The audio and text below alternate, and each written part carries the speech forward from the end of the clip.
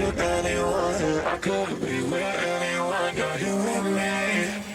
You're here with me. You could be around with me. You could be with anyone. I could be with anyone. You're here with me.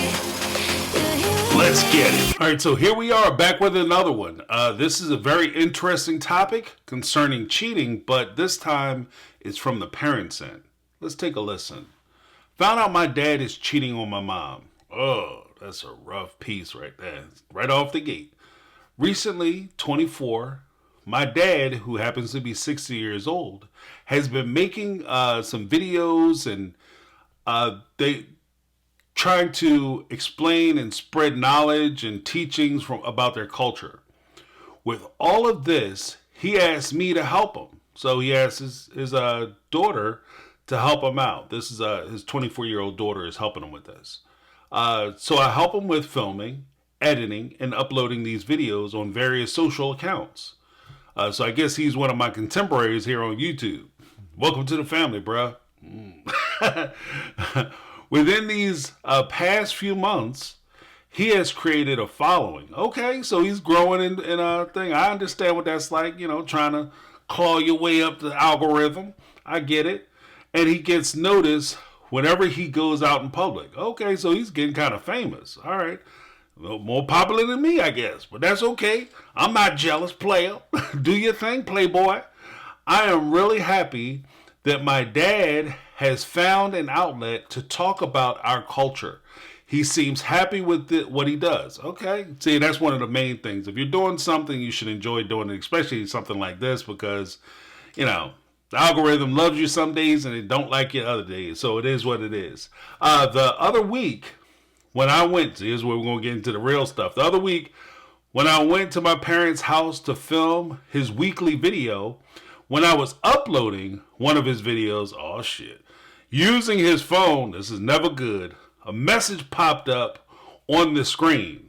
And my dad has that notification feature which the whole message will show up fully on the screen. And it was from another woman, much younger than my mom. Oh, wow. And it was pretty explicit. That's kind of disturbing right off the top. So you get like a double whammy there. Because first, you find out that your dad is stepping out on your mom. Second, you find out that your dad is actually a man before he was a father or a husband.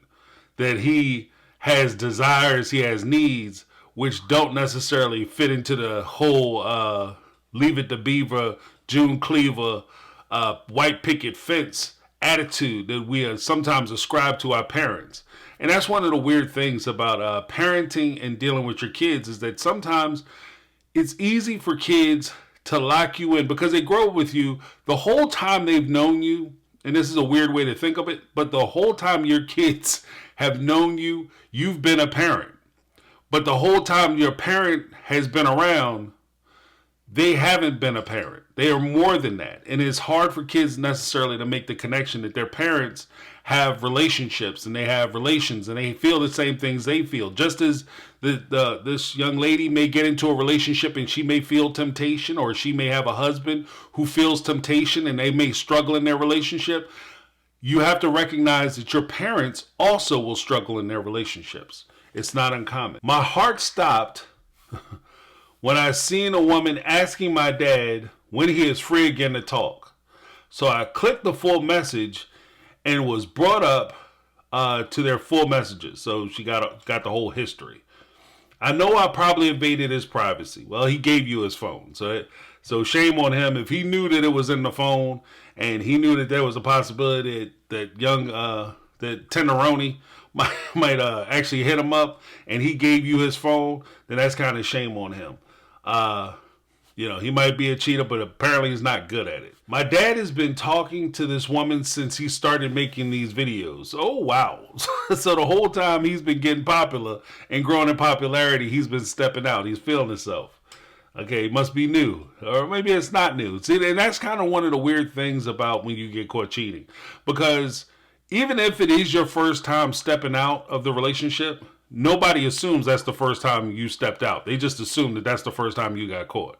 So once you are kind of labeled as being a deceiver, a liar, a cheater, it's very difficult for you to stand on your word and say it's the first time this ever happened. This never happened before. I've never done this. I don't know what's going on. I'm innocent. Nobody believes you at that point. So I don't know if this is the first time he cheated, or maybe the first time he got caught, or the first time it came to his daughter's awareness. My dad has been talking to this woman since he started making these videos. Clearly cheated on my mom, especially a week before my mom's birthday. Ugh, yeah, that's how it works. But at the same time, I understand that's bad, like a week before your mom's birthday, but there's never a good time to cheat. So, I get it. I get the emphasis. I understand the emphasis and the importance of it. I'm just saying there's never a good time to do it, or a good time. Like, it's not like if he did it on, like, a rando Sunday, it'd be okay. It's hump day. You took it too far, player. At the time, his excuse to miss my mom's dinner, he missing dinners, that's never a good thing, is that my half-sister needed to help in the city she lives in. See, and that right there, that tells me that homeboy is in deep. Because you don't miss dinners and you don't miss important events on your first time out. That shows a sense, at least to me, that shows a sense of familiarity where you do something like this and you're willing to start missing things. You're starting to skip out on stuff. Birthdays, holidays, anniversaries, graduations, important things like that. Hallmark, benchmark, cornerstone events in people's lives. You start missing it so that you can go hang out with the side piece. This is not, you're not a newbie. This is not a new experience for him. Or at least that's my feeling on it. At the time, his excuse to miss my mom's dinner is that my half-sister needed help in the city she lives in. It's been a week since I found out my dad is cheating on my mom. The fact they've been married for 32 years, and I thought it was the perfect example of true love. It feels so wrong. Here's the thing. That's your interpretation of your parents' relationship. It's a terrible thing for you to realize that your parents are flawed in that way. And you coming into it with this idealized version of they have the perfect relationship and the perfect marriage, and they don't argue, they don't disagree, but they may be shielding you from some of the struggles and some of the relationship difficulties that they may be having. They may not talk to you or pull you aside and say, hey, your daddy getting on my damn nerves. That might not be a conversation that your mom has with you about your father. She might not talk to you about the things that your dad is doing. Or maybe your dad isn't talking to you about the things that your mom is doing. Out of respect for their partnership, they might not have that conversation with you, trying to shield you and your relationship with your other parent from that distressing news. Now, I'm not trying to make excuses as to why he did it or make it okay that he did it. I'm just saying that sometimes it's a severe blow when you realize that your parents are fallible that way. And that's one of the things that hurt so much when you find out that your parents are cheating on one another, is that you have an idealized version and you see it as a betrayal not only of the parent, but you also see it as a betrayal to you. They're betraying the family. They're destroying the family unit. So we'll talk about that in a minute. The fact they've been married for 32 years, and I thought it was a perfect example of true love. It feels so wrong. I never told anyone about it. This sort of information has been eating me alive. I want to tell my mom about it, but I just don't want to be the one to tell her. If that makes any sense. How do I bring it up? How do I tell her? Here's my advice. First, I would merely bring it up with your father. Dad, while I was doing your editing, I noticed that, if you have the woman's name, Barbara, Sue, Jane, whoever, had texted you, I went to close it. You can tell whatever story you want. I went to close it. I clicked it, and all the messages popped up, and I realized that there's something more to your relationship. And give your dad the opportunity to explain himself. That's the first thing.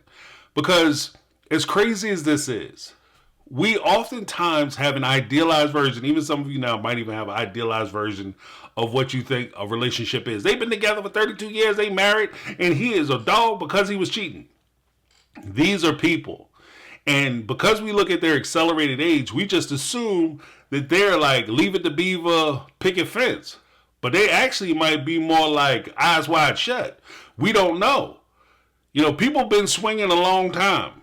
They didn't just start putting these branches out now. And people just went out there and just started swinging yesterday.